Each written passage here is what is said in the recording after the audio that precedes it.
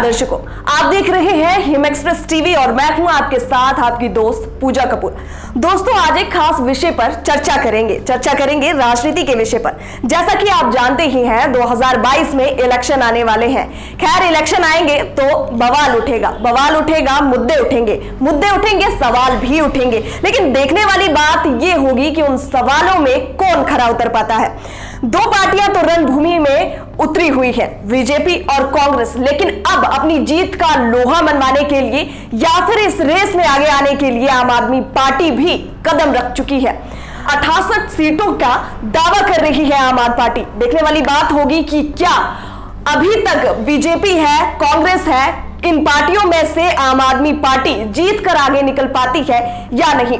आप सभी को पता ही होगा महंगाई किस तरीके से बढ़ रही है, किस तरह से तेल जो है आम आदमी का तेल निकाल रही है। जिस तरह से आए दिन आप देखते ही होंगे मुद्दे जो है लगातार उठ रहे हैं, विवाद हो रहे हैं, आए दिन कुछ ना कुछ ऐसा होता रहता है जो कहीं ना कहीं बीजेपी पर सवाल उठाता है, क्योंकि सत्ता में इस वक्त जो है बीजेपी सरकार है। कांग्रेस ने अपने कार्यकाल में बहुत से कार्य किए हैं, लेकिन बीजेपी सरकार कहीं ना कहीं विफल जो है साबित होते हुए नजर आ रही है।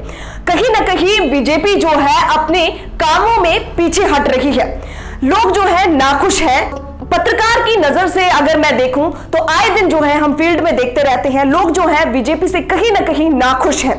देखने वाली बात यह है कि अगर बीजेपी ने इतना कार्यकाल जो है लंबे समय से कर रही है, लगभग 5 सालों से अपना कार्यकाल जो है अब पूरे करने की लास्ट स्टेज पे जिसे हम कह सकते हैं वो है, लेकिन इतने समय कार्यकाल में सत्ता में रहने के बावजूद भी लोग जो है उनसे नाखुश है। हालांकि कुछ लोग जो है उनके सहमत है, उनसे उनके साथ है, और कहीं ना कहीं लोग जो है अभी भी ये कह रहे हैं कि 2022 में हो सकता है कि बीजेपी एक बार फिर से आए।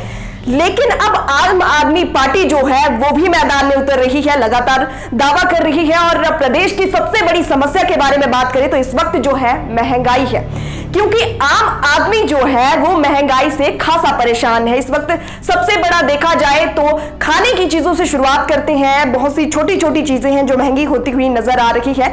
हमारी और आपकी बात करें तो बहुत से साधारण से लोग हैं हम, और हमारे लिए महंगाई जो है सबसे बड़ी इस वक्त की परेशानी है। और सीधे तौर पर जो भी पार्टी सत्ता में आएगी, चाहे वो कांग्रेस आए चाहे वो आम आदमी पार्टी आए, उनका सीधे तौर पर यह कहना है कि सबसे पहले जो है महंगाई पर उनका विशेष ध्यान रखेगा। और कहीं ना कहीं सही भी है, क्योंकि महंगाई जो है बीजेपी के कार्यकाल में सबसे बड़ा मुद्दा बनी हुई है। अब जो है आम आदमी पार्टी आएगी या फिर कांग्रेस आएगी या बीजेपी आएगी, ये तो देखने वाली बात होगी और 2022 ही बताएगा। हम पल पल की खबर आप तक बिल्कुल साझा करेंगे और चर्चा लगातार आपसे बनी रहेगी। कमेंट के माध्यम से आप भी जरूर बताएं कि 2022 में कौन सी पार्टी जो है अपनी जीत का लोहा मनवाने के लिए आगे आ सकती है। अगर हम आम आदमी पार्टी के शुरुआती दौर की अगर हम बात करते हैं तो आम आदमी पार्टी ने दिल्ली से शुरुआत की थी, यानी कि दिल्ली से बिजली और पानी पे उन्होंने खूब राजनीति की। हालांकि उनका सीधे तौर पर पहले ये कहना था कि किसी एक विशेष मुद्दे को लेकर, जाति धर्म को लेकर उनके द्वारा राजनीति नहीं की जाएगी, बल्कि लोगों की जो मूलभूत सुविधाएं हैं और जो धरातल पर लोगों को असलियत में सुविधाएं चाहिए, उन्हीं सुविधाओं को लेकर जो है आम आदमी पार्टी रणभूमि में पैर रखेगी। लेकिन अब जो है वो जिस भी प्रदेश में जा रही है उसी प्रदेश की तरह की राजनीति वो कर रही है। अगर बात करते हैं हम यूपी की, तो यूपी में राम मंदिर के नाम पर वो खूब अपना नाम कमा रही है। उत्तराखंड की बात करेंगे तो उत्तराखंड में आध्यात्मिकता के नाम पर वो राजनीति कर रही है। खैर, अगर हिमाचल की बात करते हैं तो उनके पास कुछ ठोस मुद्दा अभी तक नहीं है, अभी तक कुछ इस तरह का सामने नहीं आया है। लेकिन देखने वाली बात होगी कि बाकी प्रदेशों में जिस तरह की राजनीति कर रहे हैं, क्या उसी तरह की राजनीति जो है हिमाचल में भी की जाएगी? क्या उसी तरह से बिजली पानी के नाम पर वोट बैंक बटोरे जाएंगे, या फिर उनके पास कोई अलग मुद्दा होगा, कोई अलग विशेष ठोस मुद्दा होगा? ये क्या देखने वाली बात होगी। हाल में ही ऊना में एक दौरा हुआ है जिसमें आम आदमी पार्टी के प्रभारी रत्नेश गुप्ता ने एक दौरा किया, जहां पर मीडिया ने उनसे कुछ तीखे सवाल पूछ डाले। अब मीडिया के तीखे सवालों पर वो कहीं ना कहीं बचते हुए नजर आए हैं। तो देखने वाली ये बात होगी कि आखिरकार मीडिया ने उनसे ऐसा क्या पूछ लिया जिन पर उनके पास कोई जवाब ही नहीं था। देखिए ये खास रिपोर्ट। आम आदमी पार्टी ने ये देखा है, ये अक्सर ये कहती है कि हम संविधान के अनुसार कार्य करते हैं और सभी को बराबर मानते हैं। तो हमने ये देखा कि जब मामला चल रहा था अयोध्या का भी फैसला नहीं हुआ था मंदिर का, वहाँ पर ये कहा जाता है, आम आदमी पार्टी की तरफ से कहा गया कि वहाँ पर एक अस्पताल बने, सब कुछ हो और सभी को, या फिर एक कॉलेज बने, सभी के बच्चे वहाँ पढ़े। मंदिर निर्माण का जब विरोध था, अब जाकर के मनीष सिसोदिया वहाँ गए हैं, मंदिर में माथा भी टेका, क्योंकि यूपी के चुनाव आ रहे हैं। अब कह रहे हैं हनुमान जी के चरणों में हम सरकार बनाने की हाजिर लगा रहे हैं। देखिए ये पार्टी ये देखिए, इसमें जो है ये पार्टी का स्टैंड है, जो पार्टी ने स्टैंड लिया है उसके बारे में मेरे को इस बारे में बात नहीं करनी है। तो आप तो पार्टी का अंग है सर। नहीं, हम भी पार्टी के अंग हैं, हम पार्टी के साथ हैं, जो पार्टी का स्टैंड है हम उसमें बिल्कुल साथ चलेंगे। तो ऐसा क्यों लगता है कि सिर्फ एक ही पक्ष को या एक ही जो पक्ष को सिर्फ या एक वर्ग को विशेष को खुश करने की रणनीति की जा रही है? आपने दिल्ली में अब हज हाउस बनाने का निर्णय लिया, अभी विरोध हुआ, हाल ही में विरोध हुआ उसका, और द्वारका के लोग ये कह रहे हैं कि अगर हज हाउस बनाना तो वहाँ पे कांवड़ हाउस क्यों नहीं बना रहे, कांवड़ के लिए होम क्यों नहीं है, तो क्यों एक वर्ग को खुश कर रहे हैं? देखिए, आप एक वर्ग की बात मत करिए। एक वर्ग की बात करेंगे तो मैं सबसे पहले आपसे ये पूछना चाहूँगा कि दिल्ली का जो विकास का मॉडल है वो क्या सिर्फ एक वर्ग को उससे फ़ायदा हो रहा है? क्या मोहल्ला क्लिनिक में सिर्फ एक वर्ग के लोग आ रहे हैं? क्या सिर्फ जो इंटरनेशनल लेवल की जो हम लोग जो है इलाज प्रोवाइड कर रहे हैं, एजुकेशन प्रोवाइड कर रहे हैं, क्या वो सिर्फ एक वर्ग के लिए कर रहे हैं? पर एक पर भी मेहरबानी क्यों सर? हज हाउस कांवड़, ये आप लोग को लग रहा है? हमारी विकास की जो नीति है ना वो सब जगह है। लोग पूछ रहे कांवड़ हाउस क्यों नहीं? देखिए, ये कावड़ हाउस क्यों नहीं, आप ये क्यों नहीं कहते कि बाकी स्टेट्स के अंदर जो है जो बिजली पानी मुफ्त दिया जा रहा है, इलाज की सुविधाएं की जा रही हैं, बच्चों की एजुकेशन के लिए की जा रही हैं, वो बाकी स्टेटों में क्यों नहीं? आप उसके बारे में बात करिए मेरे से। सर सवाल तो सभी के जाएंगे, विकास करना अच्छी बात है, विकास के लिए आपको चुना गया है, वो अच्छी बात है। देखिए साहब, हम लोग विकास सरकार की प्राथमिकता है, सरकार आपको चुना ही इसीलिए गया है सर, विकास के लिए चुना गया है। तो हम विकास कर रहे हैं, और अब जनता जो है, दिल्ली की जनता बता रही है कि एक बार हम 67 सीटें लेके आए हैं और इस बार जो है हम 63 सीटों के ऊपर खड़े हुए हैं। जब हम 67 सीटें लेके आए थे उसमें 64 सीटों पे कांग्रेस पार्टी की जमानत जब्त थी। लोग ये भी तो पूछते हैं सर, जैसा मैंने कहा हज हाउस हो गया, दूसरा इसकी बात होगी, और राम मंदिर वहाँ आप पहले विरोध कर रहे थे, अब आप वहाँ पूजा कर रहे हैं, और तीसरा ये भी अब मौलवियों का आप सिर्फ वेतन दे रहे हैं सर, बाकी क्या धर्म ग्रंथी नहीं है गुरुद्वारों के या पंडित नहीं है, उनको सिर्फ एक वर्ग के पक्षकारों को क्यों, मौलवियों को वेतन क्यों, बाकियों को क्यों नहीं? देखिए साहब, मैं हिमाचल प्रदेश में आया हूँ, मैं हिमाचल के बारे में आप मुझसे बात करिए।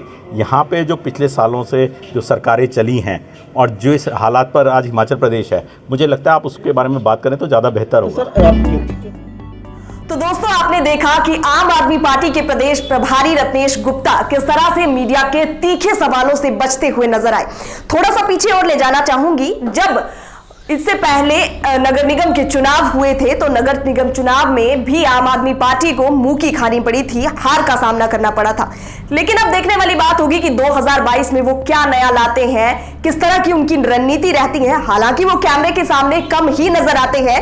इससे अगर पहले की बात करें 12 जुलाई की, तो एक बहुत ही दिल को दहला देने वाली घटना सामने आई थी, जो कि पूरे प्रदेश भर में सभी लोगों के दिलों को झंझोड़ चुकी थी। वो में एक बहुत ही दिल दहला देने वाली घटना हुई थी, जिसमें बहुत से लोग मौत के मुंह में चले गए थे, और जिस तरह से वहां सैलाब आया था वो तो खैर आप सभी को पता ही होगा। लेकिन वहां पर भी बीजेपी की बात करें, वो चाहे बीजेपी हो या कांग्रेस हो, दोनों पार्टियां वहां पर मौजूद थी। हालांकि सीएम जयराम ठाकुर भी वहां पर आए थे, उन्होंने भी लोगों को आश्वासन लगातार दिया, लोगों की मदद की। लेकिन आम आदमी की फिर से वही बात करें तो आम आदमी पार्टी जो है सबसे आखिर में वहां पर पहुंचती है और कुछ एक लोगों को जो है आश्वासन दिया जाता है। अगर हम धर्मशाला की बात करते हैं तो धर्मशाला में भी आए दिन कुछ ना कुछ ऐसा घटता रहता है, जो कि हिम एक्सप्रेस तमाम अपडेट आप तक पहुंचाता रहता है। लेकिन आपने देखा ही होगा कि उसमें भी आम आदमी पार्टी बहुत ही कम कैमरे के सामने नजर आते हैं, कुछ एक प्रेस के विज्ञापन को लेकर या फिर किसी तरह का ज्ञापन को लेकर।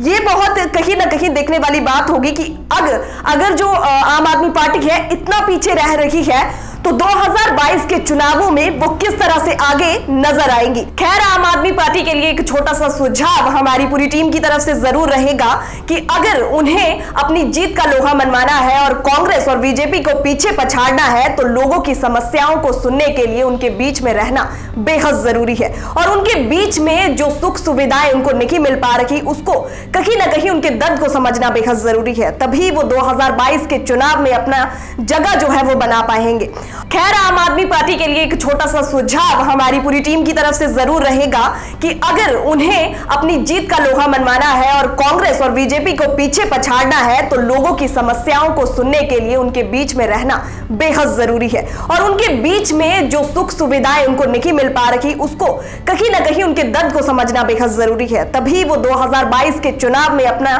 जगह जो है वो बना पाएंगे।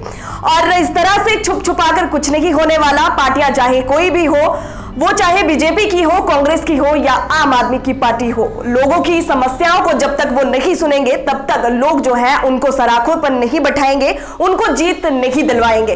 तो इस तरह की तमाम अपडेट के लिए हिम एक्सप्रेस टीवी के साथ बने रहे। उम्मीद करती हूं आपको ये वीडियो जरूर पसंद आए होगी, तो ज्यादा से ज्यादा शेयर करना ना भूलें। मिलेंगे किसी और विषय को लेकर, किसी और चर्चा को लेकर। तब तक के लिए नमस्कार।